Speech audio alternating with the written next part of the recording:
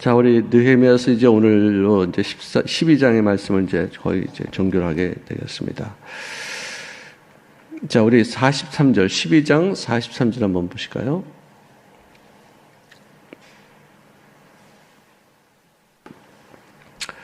이것도 한번 말씀을 들었던 건데 여기서 좀 잘 좀 새겨서 짚고 넘어가야 될 말씀이 있기에 다시 한번 읽겠습니다. 우리 느헤미야서 12장 43절 함께 시작. 이날에 머리가 큰 제사를 드리고 심히 즐거워하였으니 이는 하나님이 크게 즐거워하게 하셨습니다. 부녀와 어린 아이도 즐거워하였으므로 예루살렘에 즐거워하는 소리가 멀리 들렸느니라. 네. 오늘 이 주제, 이 12장의 주제는 성전 봉헌 예식입니다. 성전이 무너졌던 것을 다시 일으키고 또 불탔던 성벽을 다시 재건하고 창문과 문을 다 달아서 아름답게 옛날의 모습을 그대로 복원한 정말 놀라운 역사를 기쁨으로 봉헌하는 그런 예식입니다. 근데 이 봉헌할 때 그 주제가 뭐냐면은 감사 찬송, 감사와 찬송이다. 이 감사는 참 너무 신비한 우리 내적인 표현입니다. 감사. 그죠? 감사. 범사에 감사하라. 범사에 감사하라. 범사에 하나님을 인정하라. 범사에 주님께서 행하셨다는 사실을 인정하라. 범사라는 것은 여러 가지죠. 다. 모든 것들. all things. 모든 일. 그죠? all things. 영어로 말하면 그렇습니다. 모든 일에 감사. 그러니까 우리 인생을 살면서 뭐 좋은 일만 생기는 건 아니잖아요. 나쁜 일도 생기잖아요. 슬픈 일도, 억울한 일도, 괴로운 일도, 참 통탄한 일도. 아, 또 왔구나. 이거 내 인생에 계속 이어지던 건데 조용하더니 또 왔구나. 또 이건 또 뭐야? 이건 참 너무 놀라운 일이다. 야, 정말 내가 상상치도 못한 일들이다. 뭐 여러 가지 일들이 있을 거예요. 그죠? 그런 일들을 당할 때마다 감사, 감사, 감사, 감사. 자, 31절 한번 보실까요? 31절.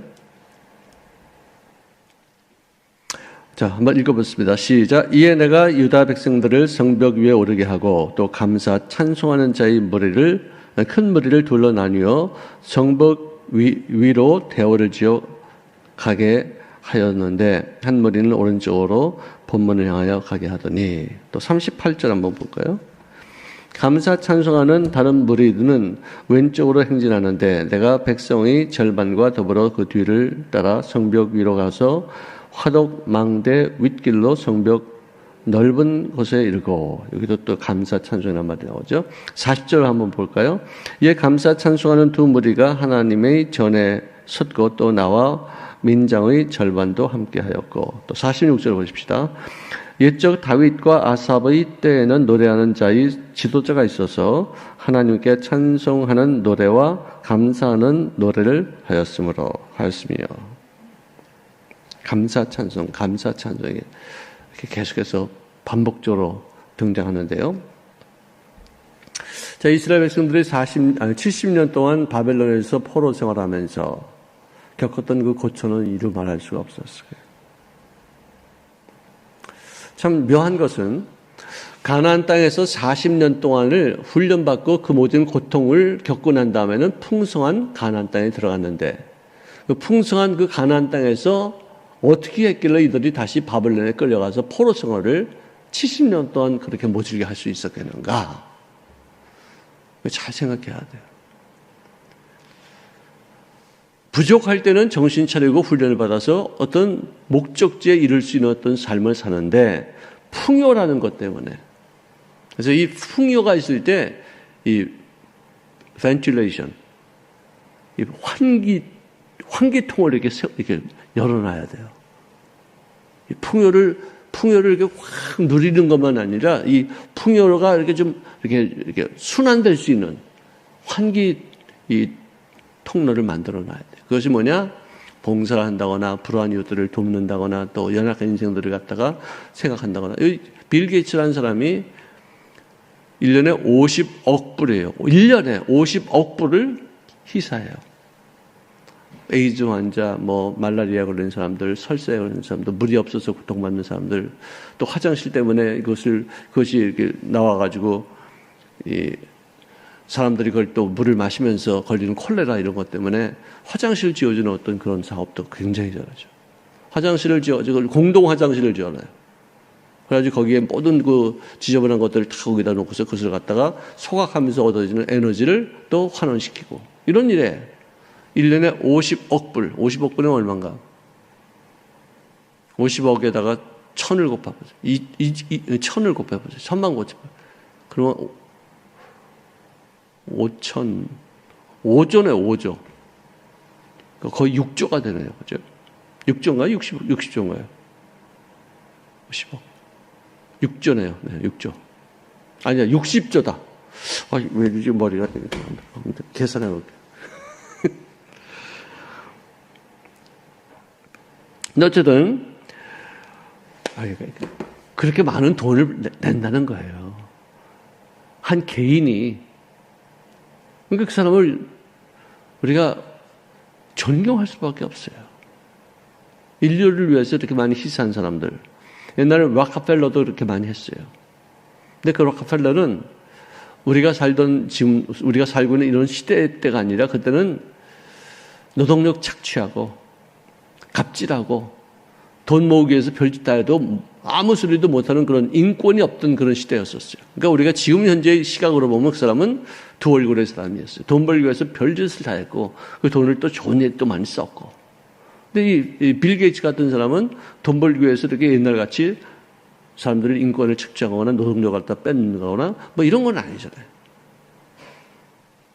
여러분, 우리가 지금 살고 있는 시대가요, 정말 옛날 인류사에서 이렇게 평온하고 이렇게 인권이 강조가 되어지고 사람들을 자유함을 이렇게 누리면서 사는 시대가 전혀 없었어요. 정말 풍요롭고, 특히 한국은 70년 동안 계속 발전, 항상 꿈이 있었고, 항상 기대심이 있었고, 항상 더 좋은 일이 있었고, 어떤 역경이 있으면 낙동강 오리하면은 또 그걸 돌파해 나가고 그래가지고 계속 이렇게 온 거예요.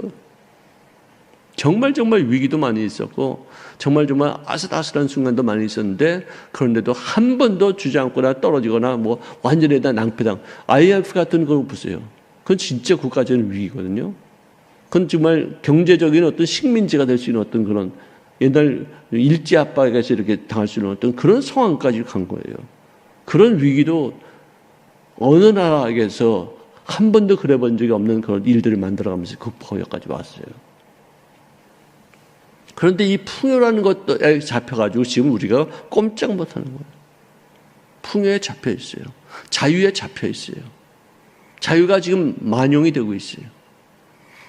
무슨 말이든지 다 할 수 있고 무슨 짓이든지 다 할 수 있는 걸 자유라고 생각해요. 이렇게 잡혀 있어요. 여러분, 집 없이 사는 그 서러움이 얼마나 컸어요.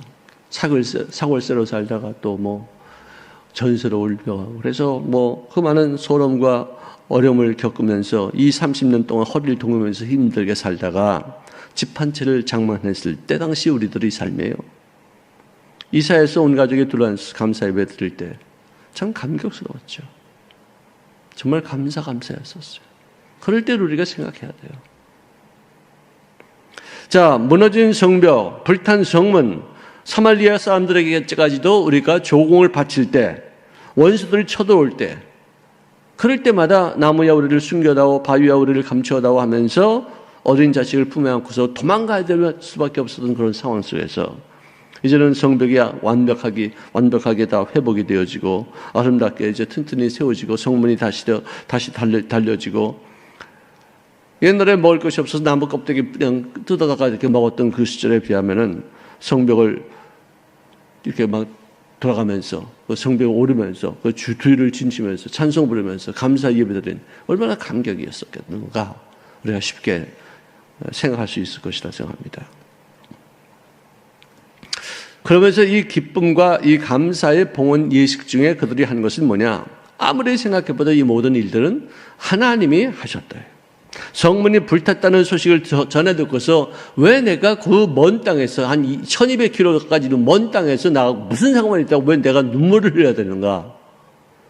왜 밤을 지새우면서 잠을 못 자면서 가슴을 찢어졌으면 되는가? 지금 생각해보니까 하나님의 은혜였다는 거예요. 이것도 다 하나님이 감동을 주셔서 하신 일이었다는 거예요. 내가 수심에 막 가득 차 있을 때 그 왕이 나를 보고서 너 어떻게 이렇게 얼굴이 이렇게 어둡냐 하면서 나를 사용시키지 않고 나를 걱정해 주었다는 그 사실 자체도 너무나도 놀라운 은혜였다는 거예요. 그래서 그가 오히려 조소를 꾸며주고 물자를 공급해 주어서 또 예루살렘까지 갔다 오라고 허락하신 일까지도 이것은 사람이 한 일이 아니다. 산발랏과 이 도비와 같은 놈이 모진 공격을 할 때에도 그것을 다 커버하고 그것을 이겨나갈 수 있었던 것조차도 이것은 하나님이 하셨다. 먹을 것이 없어서 자식들을 종으로 팔아버리는 그 순간에도 하나님께서 이 모든 백성들의 마음을 감동시켜 주셔서 그런 사회도 마음을 연합하고 뜻을 한데 모아서 이 성벽을 완전하게 잘 복원시켰다는 것, 이거 다 하나님 하신 것이다. 짧은 시간 동안에. 이것은 하나의 역사적인 사실이고 지나간 일이지만 제가 어저께도 얘기했지만 앞으로 우리들의 생활 속에도 이런 일들이 나타날 것이기 때문에 이걸 우리가 공부하는 거예요. 우리 교회도 그런 영광이 우리에게 임하게 될 줄로 믿습니다. 아멘. 이 공부하는 거예요. 그때 당시에 가서 뭐 쓸데없는 짓 하지 말고 우리 조상들이 했던 일들, 그들이 감격을 이렇게 했었던 일들, 벽동 한 장 쌓는데 내가 좀 더 가담했던 일들, 내가 거기에 참여했던 일들, 감격스럽고 나를 쓰임받게 하셨다는 거기에 대해서 감동받는 그런 모습. 약하되 약한 자신들을 통해서 성벽이 세워지고 성문이 다시 복원하는 모습을 보면서 어찌하였어야 감격의 눈물고 감사와 찬송하지 않을 사람이 어디 있었겠는 것입니까? 지금까지 쌓아온 우리 각자의 인생의 성벽을 돌아보니까 하나님께서 세우셨습니다. 하나님께서 회복시키셨습니다. 하나님께서 다 하신 것입니다. 하나님 감사합니다는 그런 생각이, 그런 어떤 찬송이 내 마음속으로부터 솟아나올 수 있다면 그것이 가장 큰 은혜가 아닌 것인가. 그것이야말로 가장 성공적인 삶을 산 것이지, 아무것도 모든 것을 다 누려도 하나님 앞에 감사도 하지 않고 하나님 앞에 찬송도 하지 않고 자기 힘으로 자기 인간의 능력으로 다 해왔다고 그러고 의시되고 폼내고 교만한 그런 사람들을 우리가 그건 성공적인 사람이라고 생각할 수 없어요. 오늘 본문 말씀에도 즐거워했다는 그런 성구가 4번이나 나와요. 한 구절에 4번이나 나와요. 다시 한번 보세요. 이 날에 우리가 큰 제사를 드리고 심히 즐거워하였으니 이는 하나님이 크게 즐거워하게 하셨습니다. 여기도 하나님이 하셨다는 거죠. 하나님이 크게 즐거워하게 하셨습니다. 부녀와 어린아이들도 즐거워하였으므로 예루살렘이 즐거워하는 소리가 성 밖으로 들렸다. 여러분들 성 밖으로 들린 어떤 소식은 요셉이 형들을 만나고서 대성방공할 때 그때 바로가 저쪽에서 들을 수 있을 만큼 큰 소리로 했다는 것이에요. 여기서는 즐거움의 소리가 들렸다는 거죠. 우리들의 어떤 마음속에 있는 즐거움, 하나님에 대한 감사, 은혜는 이렇게 사람들의 귀에 들릴 수 있어야 되고 보여질 수 있어야지만 될 것입니다. 찬송도 내가 매 십자가리고 내가 매 이렇게 힘차게 어떤 분 하나 여기 있어 또 누구 뭐 액션이 그냥 아주 강하게 이렇게 그거 부를 때 참 즐겁잖아요. 많은 사람들을 정말 같이 기쁨을 누릴 수 있게 하는 어떤 모습 아니겠어요? 자, 우리가 기뻐한다는 것은 내가 많이 가졌다, 적게 가졌다, 그것 때문에 이루어지는 것도 아니고 하나님께서 함께 하셨기 때문에, 하나님께서 나를 지켜주셨기 때문에, 내가 부족함에도 불구하고 하나님이 나를 소중하게 여김신 바 되었기 때문에 내 인생을 주님 앞에 드리면서 감사 찬송을 부르는 것이 크리스찬들의 삶이에요. 자, 내 인생의 마지막 부분에서 내가 노래하는 그 이유는 내가 얼마나 많이 먹고 잘 살고 뭐 풍요롭게 살고 어떻게 성공적인 인생을 살았다 이것 때문에 하는 것이 아니라 하나님께서 나와 함께 하셨으므로 이 어려운 일, 이 좋은 일 가운데서도 이 시련과 이 고난의 역경중 가운데서도 하나님께서 승리하게 하셨다는 것, 이것으로 우리가 찬송할 수 있는 것이에요. 자, 모든 것을 다 이루어 놓으신 하나님께서 나를 이제 기다리시고 계시잖아요. 오실 때까지, 내가 거기까지 갈 때까지 기다릴 거 아니에요. 근데 거기서도 부를 노래는 뭐냐? 하나님이 하셨습니다. 그 성문에 들어가면서도 여기까지 온 것, 여기서 주님을 만난 것, 여기서 모든 우리 헤어졌던 동지들을 함께 만날 수 있는 것, 하나님 하셨습니다. 이 찬송이 얼마나 아름답게 울려 퍼질 것인가. 여러분들, 저는 이 코로나 사태를 통해서 모든 분들이 다 그런 걸 느꼈겠지요. 당연한 것이고, 정말, 그냥 일상이었어요, 이게. 당연히 그때 그렇게 할 수 있어요. 근데 그것이 다 은혜였다는 것을 몰랐다는 거예요. 예배 드리는 거 당연했죠. 교회 나오는 거 당연했죠. 만나서 노닥거리는 거 다 당연했죠. 극장 가는 거 다 당연했죠. 모여서들 파티하는 거 다 당연했죠. 당연한 것이 지금 안 되잖아요. 그때 그 하나님의 은혜였어요. 그걸 깨닫지 못했었어요. 감사할 줄 몰랐어요. 숨 쉬는 거 당연한 건 줄 알았었어요. 걸어다니는 거 당연한 줄 알았어요. 여러분들, 저는 신방 많이 다니잖아요. 병원 신방 많이 가잖아요. 그때마다 내가 뼈저리게 느끼는 것은, 하나님, 내가 이렇게 신방 다니는 거 정말 이건 놀라운 은혜군요. 너무나도 감사합니다. 내가 누워서 신방 받는 게 아니라 걸어서 신방 다니는 것 정말 너무나도 감사합니다. 은혜 위에 은혜 위에 은혜 위에 은혜예요. 그러면은 불평할 게 없어져요. 그저 감사.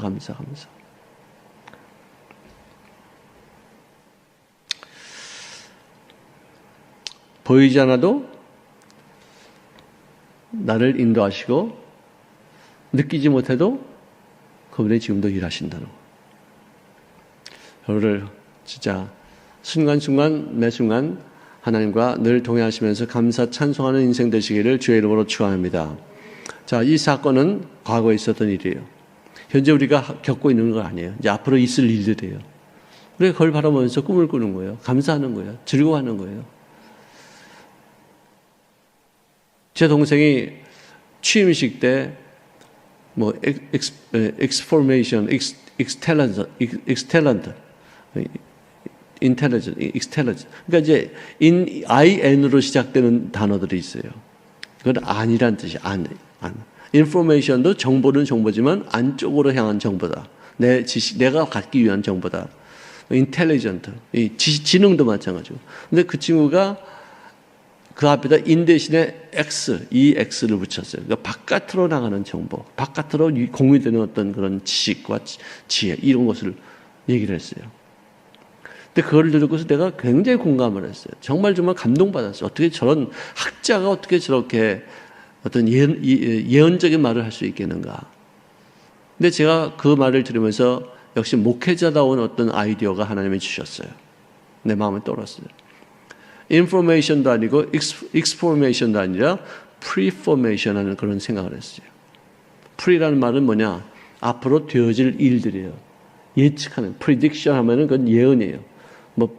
propaganda, 아니, 이제 prophet, 이런 것은 전부 다 선지자, 앞으로 되어질 일.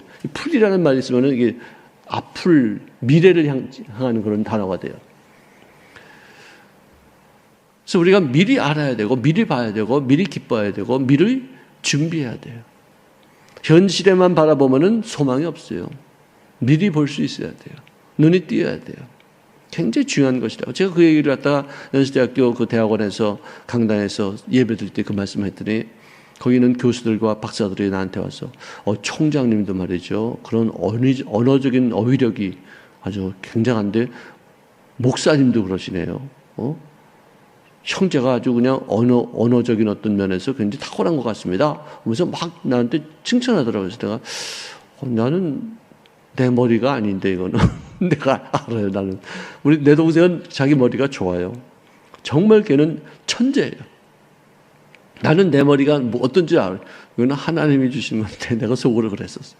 진짜 하나님의 은혜예요. 그런 걸 깨우치는 거. 현재 일을 보고서 우리가 낙담할 수밖에 없지만, 이 고난과 역경이 성경에서 보니까 다 좋은 면으로 바뀌어지더라고요. 그죠?